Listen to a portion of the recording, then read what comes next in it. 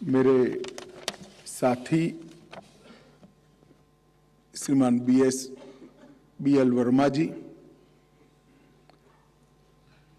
NCUI के अध्यक्ष श्रीमान दिलीप सांघानी जी,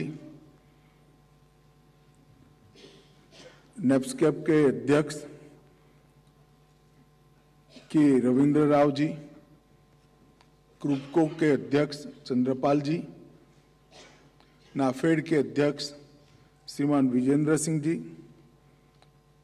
सचिव सहकारिता भारत सरकार ज्ञानेश कुमार जी, श्री भीमा सुब्रमण्यम जी, MD नेप्सकेप, और श्री विजय कुमार जी, एडिशनल सेक्रेटरी सहकारिता विभाग, और आज देश भर से आए हुए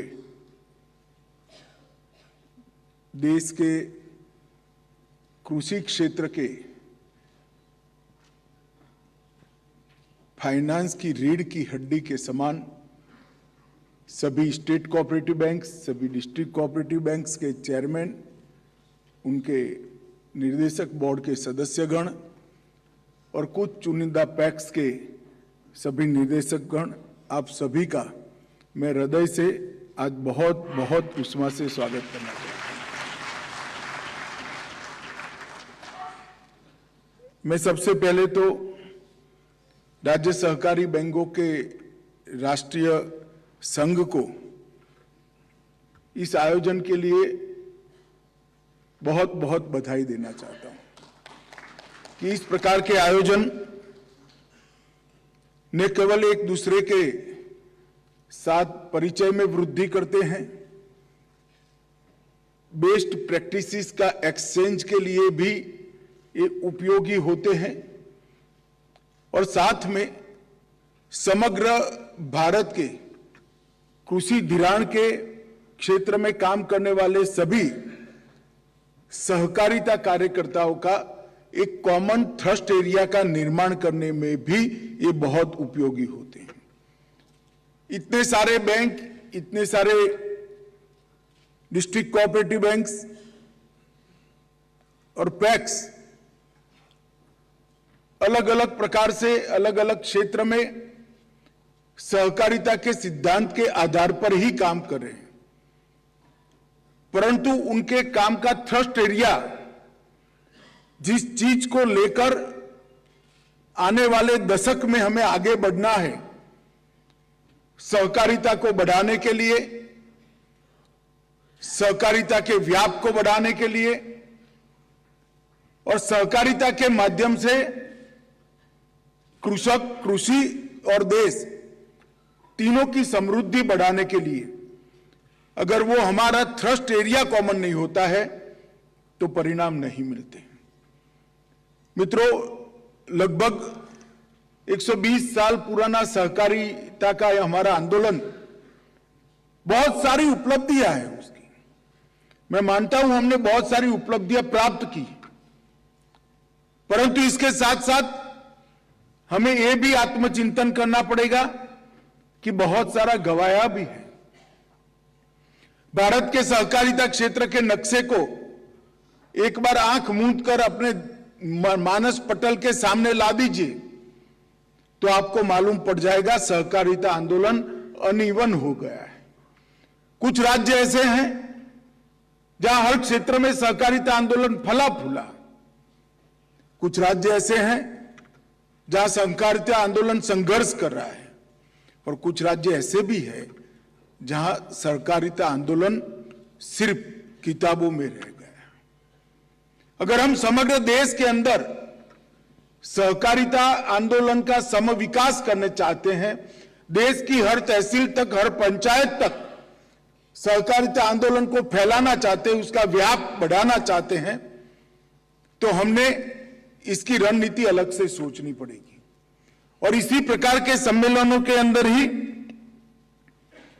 इस प्रकार की रणनीति पर विचार हो सकता है। अब भारत सरकार ने भी मोदी जी के एक बहुत महत्वपूर्ण निर्णय के अंतर्गत सहकारिता मंत्रालय को कृषि विभाग से अलग कर एक अलग मंत्रालय की स्थापना करने का निर्णय किया है। हालांकि सहकारिता ये ज्यादातर स्टेट सब्जेक्ट है, परंतु समग्र देश के सहकारिता के चित्र को ध्यान में रखकर सहकारिता की भावना से राज्यों को साथ में लेकर भारत सरकार का सहकारिता विभाग काफी कुछ कर सकता है। मित्रों, आज यहां पर कृषि धिराण और मुख्यत्वे शॉर्ट टर्म कृषि धिराण पर काम करने वाले लोग यहां पर उपस्थित हैं।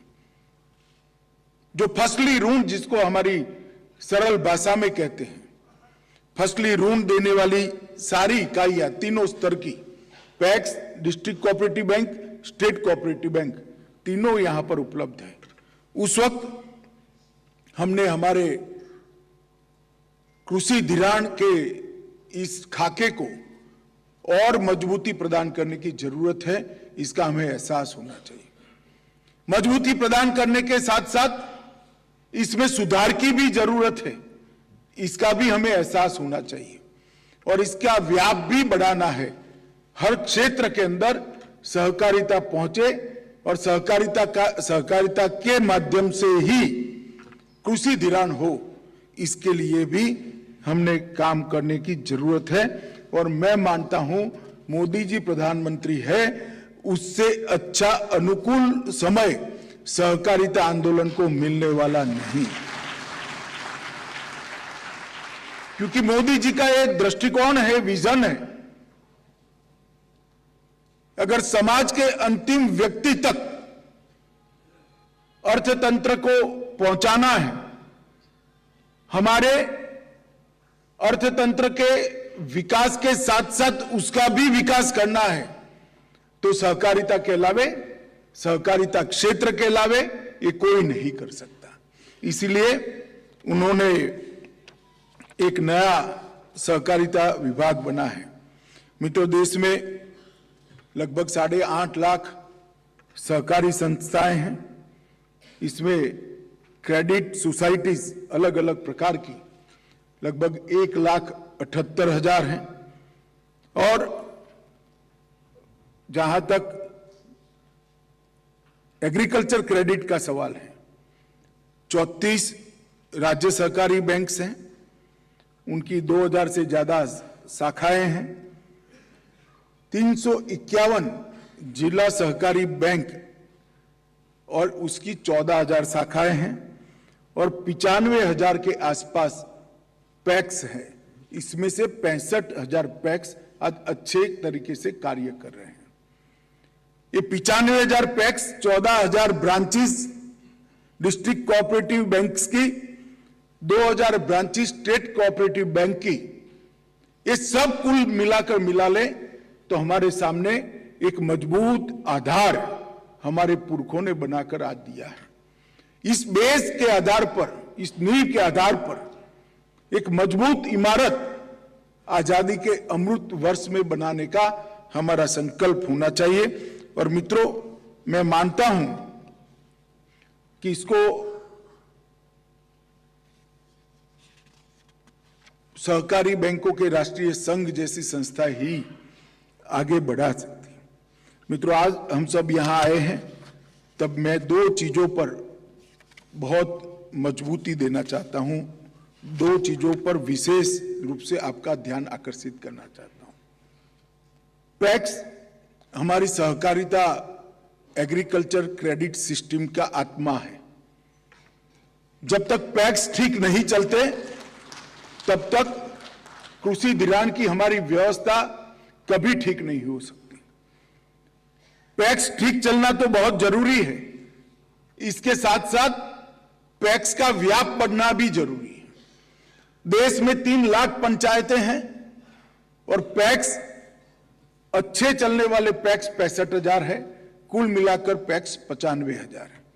95,000 को ठीक कर लेंगे ऐसा भी मानते हैं हम, तो भी 2 लाख पंचायतें ऐसी है जहां पर पैक्स का अस्तित्व नहीं है। हमारा सबसे पहला काम सभी जिला सहकारी बैंक, सभी स्टेट कोऑपरेटिव बैंक्स का यह होना चाहिए कि हर पंचायत में पैक्स का 5 साल का एक रणनीति तैयार करना चाहिए। हर डिस्ट्रिक्ट कोऑपरेटिव बैंक ने अपने क्षेत्र के अंदर हर पंचायत में पैक्स कैसे बन सकता है, इसकी 5 साल की रणनीति बनानी चाहिए। हर स्टेट कोऑपरेटिव बैंक ने वो रणनीति का मॉनिटरिंग करना चाहिए और नाबार्ड ने भी अपनी विविध योजनाओं के साथ वो रणनीति की पुष्टि करनी चाहिए। भारत सरकार भी अनेक योजनाओं के साथ इसका समर्थन करने जाएगी और इसीलिए सबसे पहली योजना भारत सरकार ने सहकारिता मंत्रालय बनने के बाद लाई है कि पैक्स को कंप्यूटराइज कर दिया जाए। पैक्स, डिस्ट्रिक्ट कोऑपरेटिव बैंक और स्टेट कोऑपरेटिव बैंक को ऑनलाइन जोड़ दिया जाए। अगर पैक्स को कंप्यूटराइज करेंगे तो उसके ह्यूमन रिसोर्सेज का, इसके मानव संसाधन बल का अपने आप अपग्रेडेशन हो जाएगा। पैक्स को अगर कंप्यूटराइज कर देंगे तो प्रूडेंशियल नॉर्म्स जो है फाइनेंस के, वो अपने आप पैक्स में अप्लाई हो जाएंगे। पैक्स को कंप्यूटराइज कर देंगे तो ऑडिट की सारी व्यवस्थाएं अपने आप आपकी अकाउंटिंग सिस्टम के अंदर आ जाएगी। अलर्ट भी जनरेट होना शुरू हो जाएंगे, अलर्ट अपने आप आपको मिल जाएंगे। ये कंप्यूटराइजेशन आप मानकर चलिएगा कि 100 मर्ज की एक दवाई है और कंप्यूटराइजेशन तभी सफल हो सकता है जब यहां पर बैठे हुए मेरे डिस्ट्रिक्ट कोऑपरेटिव बैंक के चेयरमैन जो है इसको मन के साथ नीचे तक पहुंचाने का काम करें। ढेर सारे लोगों ने कंप्यूटराइजेशन समाप्त कर दिया है।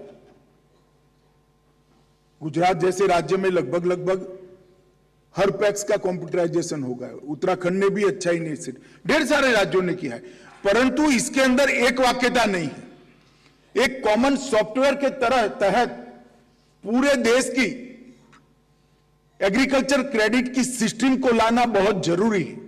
जब तक ये नहीं लाते हम फिर आरबीआई का शिकायत करेंगे, इसके कोई मायने नहीं है। भाई सुधार अपने यहां से शुरू करना पड़ेगा और मैं गारंटी देता हूं अगर हमारे एडमिनिस्ट्रेशन के अंदर सुधार आता है, हमारे एडमिनिस्ट्रेशन के अंदर पारदर्शिता है, तो कोई सहकारिता बैंक या सहकारिता के चलती हुई पैक्स को कोई अन्याय नहीं कर सकता।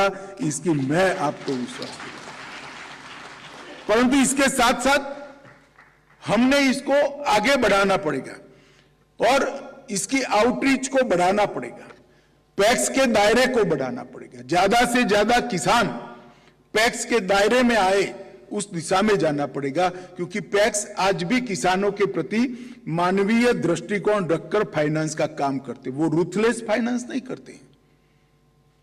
पैक्स का मानवीय दृष्टिकोण होता है और इस देश के किसान को मानवीय दृष्टिकोण के साथ किए गए फाइनेंस की जरूरत है, जो पैक्स ही कर सकता है और कोई नहीं कर सकता। परंतु हमने हमारा व्याप बढ़ाना पड़ेगा और इसके लिए कंप्यूटराइजेशन का जो प्रोग्राम भारत सरकार ने बनाया है, आज शाम के सेशन में इसका एक चर्चा भी पैक्स के कंप्यूटराइजेशन पर रखा हुआ है।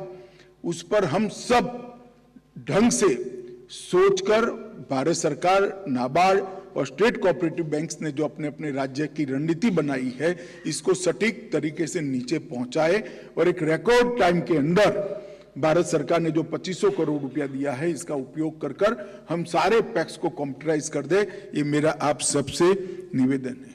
दूसरी बात, पैक्स के कर्मचारियों में भी प्रोफेशनलिज्म हमने लाना पड़ेगा। आज कोई गांव ऐसा नहीं है जो पढ़े लिखे बच्चे जहां उपलब्ध नहीं है, कोई गांव ऐसा नहीं है जहां कंप्यूटर का जानकार युवा उपलब्ध नहीं है, मगर हम भी पैक्स के कर्मचारियों का अपग्रेडेशन करने के लिए हमारी मानव संसाधन नीति को, ह्यूमन रिसोर्स के अपग्रेडेशन की सिस्टम को स्ट्रेंथी करना पड़ेगा। और मेरा सभी स्टेट कोऑपरेटिव बैंक्स के चेयरमैनों से अनुरोध है कि आप सब भी अपने अपने राज्य में इसके लिए इनिशिएटिव लें और इसके लिए आगे बढ़े। मित्रों, पैक्स को सुदृढ़ बनाने के लिए भारत सरकार ने इसके मॉडल बायलॉज बनाकर सभी राज्यों को भेजना तय किया है।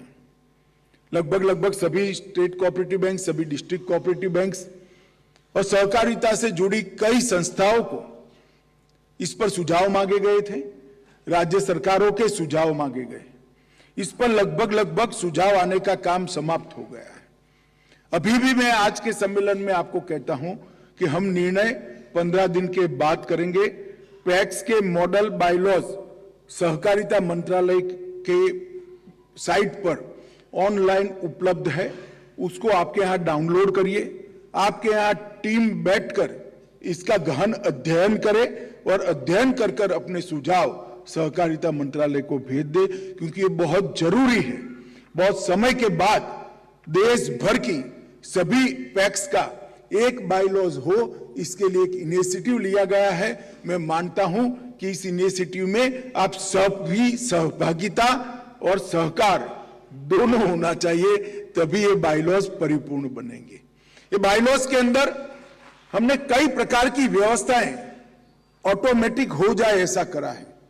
बायलॉज को सिर्फ ये बायलॉज के बाद पैक्स सिर्फ एग्रीकल्चर फाइनेंस करने वाली संस्था नहीं होगी, क्योंकि जब 3 लाख पैक्स बनाएंगे तो पैक्स को वायबल भी करना पड़ेगा। वायबिलिटी अगर नहीं है तो पैक्स बनाकर क्या करेंगे, पैक्स वीक हो जाएंगे। वायबिलिटी लाने के लिए ढेर सारे नए क्षेत्र खोले गए, जैसे गैस का डिस्ट्रीब्यूशन अब पैक्स कर सकते हैं ये नए बायलॉज आने के बाद। पानी का वितरण पैक्स कर सकते हैं नए बायलॉज आने के बाद। पीसीओ का काम पैक्स कर सकता है नए बायलॉज आने के बाद। एफपीओ का काम वो भी पैक्स कर सकता है नए बायलॉज आने के बाद। इस प्रकार से 22 नए काम जो हमारे परंपरागत कामों में नहीं है, इसको पैक्स के साथ जोड़ने का ये नए बायलॉज के अंदर सुझाव लेकर भारत सरकार ने आपको भेजा है। इस पर आपका कमेंट्स चाहिए। और ये सारी भंडारण है, वितरण है, स्टोरेज का काम गांव के सभी किसानों का पैक्स कर सकते हैं। एफपीओ के नाते उनकी कृषि उपज का वितरण का काम पैक्स कर सकते हैं। ये सारी व्यवस्था को अगर हम ढंग से करते हैं तो 3 लाख पैक्स वायबल करना ये बहुत बड़ी बात नहीं है मित्रों। और मैं आपको बताता हूं, एक बार 3 लाख पैक्स का बेस बन जाता है तो कोऑपरेटिव को एक्सपांड करने से कोई नहीं रोक सकता, उसको एक्सपांड होना ही होना। और डिस्ट्रिक्ट कोऑपरेटिव बैंक के जो चेयरमैन है, स्टेट कोऑपरेटिव बैंक के चेयरमैन है, उनको भी यह समझना चाहिए कि जितने पैक्स बढ़ेंगे, पैक्स जितने मजबूत होंगे, डिस्ट्रिक्ट कोऑपरेटिव बैंक उतनी ही मजबूत होगी। जितनी डिस्ट्रिक्ट कोऑपरेटिव बैंक मजबूत होगी, स्टेट कोऑपरेटिव बैंक अपने आप मजबूत हो जाएगी। तो मेरा आपसे आग्रह है और राव साहब से भी आग्रह है कि शाम के सेशन में एक 20-25 मिनट इंट्रोडक्टरी टाइम हमारे मंत्रालय को मिल जाए, जो पैक्स के नए बायलॉज पर एक प्रेजेंटेशन बताएं। प्रेजेंटेशन तैयार है। प्रेजेंटेशन सभी लोगों के सामने होना इसलिए जरूरी है कि इस पर कमेंट्स जो आमंत्रित करने हैं तो उसको करना चाहिए। इसके साथ साथ भारत सरकार ने ग्रामीण सहकारी बैंकों को भी विस्तार करने की एक योजना बनाई है, जो जिसको कई जगह खेती बैंक कहते हैं, कई जगह अलग अलग नाम दिए हुए। उनका विस्तार करने की भी योजना बनाई। ग्रामीण सहकारी बैंक आज किसान को डायरेक्ट फाइनेंस करते हैं। हमने तय किया है, अगर अभी विचार चल रहा है, मगर आपके भी सोचने के लिए, ग्रामीण सहकारी बैंक भी मीडियम टर्म और लॉन्ग टर्म फाइनेंस पैक्स के माध्यम से कर सकते हैं। तो जो ड्यूअल रूट है फाइनेंस का, लॉन्ग टर्म फाइनेंस डायरेक्ट होता है, short term finance through PACS through DCB होता है। इसकी जगह पैक्स के माध्यम से होगा तो किसान को अपनी जमीन कहीं पर भी गिरो करने की जरूरत नहीं पड़ेगी। पैक्स के साथ पास उसके कागजात है, उसी में होगा। और लॉन्ग टर्म फाइनेंस भी लगभग 3 लाख पैक्स के माध्यम से, ग्रामीण सहकारी बैंकों के माध्यम से, और ऊपर नाबार्ड के तत्वाधान में लॉन्ग टर्म फाइनेंस भी सहकारिता क्षेत्र के साथ जुड़ जाए, इस प्रकार का हमारा प्रयास है। इसमें भी आपके सहयोग की जरूरत पड़ेगी। मित्रों, हमने बहुत अच्छा काम विगत 100 साल में किया है। मैं सच अर्थ में मानता हूं, मैं तो सहकारिता का एक कार्यकर्ता रहा हूं, मुझे मालूम है बहुत अच्छा काम कर रहा है।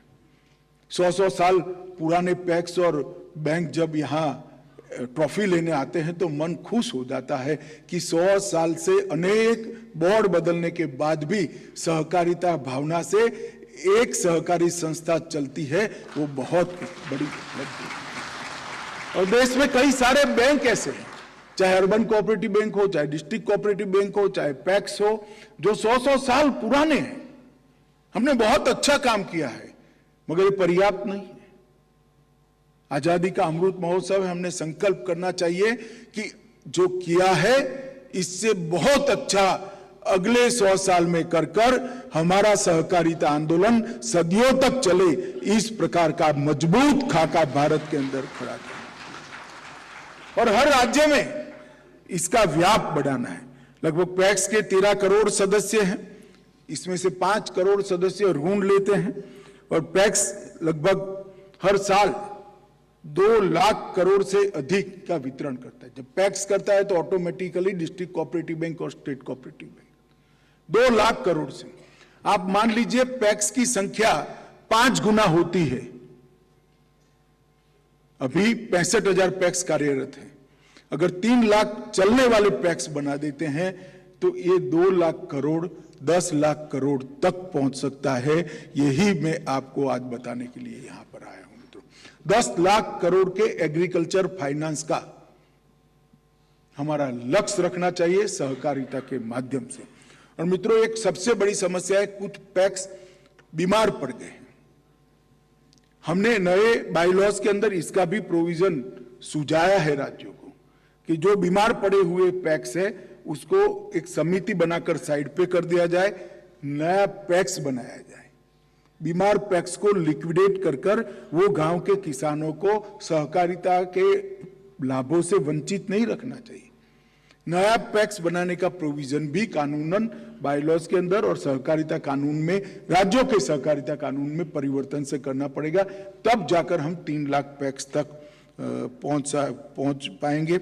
मित्रों, मैंने जो आपको कहा कि 10 लाख करोड़ का हमारा फाइनेंस का लक्ष्य होना चाहिए, मगर अभी तो स्थिति ये है 92 से 22 तक हमारी गिरावट हुई है। इस बात की चिंता मुझे अकेले को करने से कुछ नहीं होता। जब तक आप लोग चिंता नहीं करोगे ये कभी भी बढ़ेगा नहीं। हम सब के लिए ये चिंता का विषय है कि एग्रीकल्चर फाइनेंस सहकारिता के माध्यम से कम होता जा रहा है। और नाबार्ड की वार्षिक रिपोर्ट के अंदर भी इसके ने बहुत चिंता व्यक्त की है। आप सभी ने उसका अध्ययन किया ही होगा, ऐसा मैं मानता हूं। मित्रों, सहकारिता विभाग ने ढेर सारे इनिशिएटिव लिए हैं। हम एक सहकारिता यूनिवर्सिटी बनाने के लिए आगे बढ़ रहे हैं, एक डेटाबेस बनाने के लिए आगे बढ़ रहे हैं, जिससे कहाँ खाली जगह है और कहाँ सहकारिता को एक्सपांड करने की जगह है वो इंगित हो जाए। आप लोगों के पास भी हो, भारत सरकार के पास भी हो, राज्य सरकार के भी पास हो। एक एक्सपोर्ट हाउस भी बनाना चाहते हैं जो पैक्स से लेकर एपेक्स तक और कई प्रकार की अनेक विध सहकारी कोऑपरेटिव सोसाइटीज हैं, इनके उत्पादों को एक्सपोर्ट के लिए एक अच्छा प्लेटफॉर्म करेगी। जो हमारा ऑर्गेनिक प्रोड्यूस है किसानों का, इसके लिए भी अमूल के ब्रांड नेम के नीचे हम मार्केटिंग की व्यवस्था कर रहे हैं। हमने पैक्स के नए बायलॉज बनाने के लिए भी ढेर सारा इनिशिएटिव लिया है। इसके साथ साथ हमने सहकारिता के अंदर एक नए प्रकार की संवाद की व्यवस्था के लिए भी सहकारिता विभाग एक प्लेटफॉर्म खड़ा कर रहा है, जिसके माध्यम से आपकी समस्याओं को यहाँ तक पहुँचाने में सरलता रहेगी, राज्य तक पहुँचाने में सरलता रहेगी। गांव से लेकर डिस्ट्रिक्ट को जोड़ते हुए, राज्य को जोड़ते हुए दिल्ली तक एक मजबूत कम्युनिकेशन का प्लेटफॉर्म भी हम बनाने जा रहे हैं। पैक्स के कंप्यूटराइजेशन की बात मैंने कर ही दी। अभी पैक्स के माध्यम से हमने जैम से खरीदी का भी निर्णय करा है, जिससे पैक्स को पारदर्शिता लाने में बहुत बड़ी सरलता रहेगी। एक सहकारी नीति भी हम बना रहे हैं जिस पर बहुत तेजी से काम चल रहा है। काफ़ी लोगों से सुझाव मांगे गए हैं, सुझाव मिले भी है। मेरा भी आप सबसे अनुरोध है कि आप सब भी इसके लिए सुझाव जल्द से जल्द भारत सरकार को भेजिए। मैं अंत में मित्रों इतना ही कहना चाहता हूं कि इस प्रकार के अधिवेशन परिणाम लक्षी बने, ये हमारी संस्कृति के अंदर, कार्य संस्कृति के अंदर ऐड करने की जरूरत है। ये सिर्फ मिलने जुलने का माध्यम नहीं बनने चाहिए, इसमें विचार होना चाहिए, विमर्श होना चाहिए, फैसले लिए जाने चाहिए और फैसलों के अमल करने की रणनीति भी बननी चाहिए। इस प्रकार के सम्मेलन को हम परिणाम लक्षी बनाने का एक संस्कार पैदा करें, एक नई कार्य संस्कृति पैदा करें। मुझे पूरा विश्वास है कि आप सब ने अब तक सहकारिता के लिए काफी कुछ किया है। देश के अंदर एक मजबूत नींव सहकारिता की पड़ी है। इस पर बहुत बुलंद इमारत बनाने का काम आज़ादी के अमृत महोत्सव से, आज़ादी की शताब्दी के जो 25 साल है उसके अंदर हम करेंगे। और ये जो 3 लाख पैक्स का हमारा लक्ष्य है, वो लक्ष्य सिद्ध करने के लिए आप लोग जरूर आज से ही कार्यरत होंगे, इसका मुझे विश्वास है। आप सभी को बहुत बहुत शुभकामनाएं आने वाले अच्छे समय की देकर मेरी बात को समाप्त करता हूं। वंदे मातरम।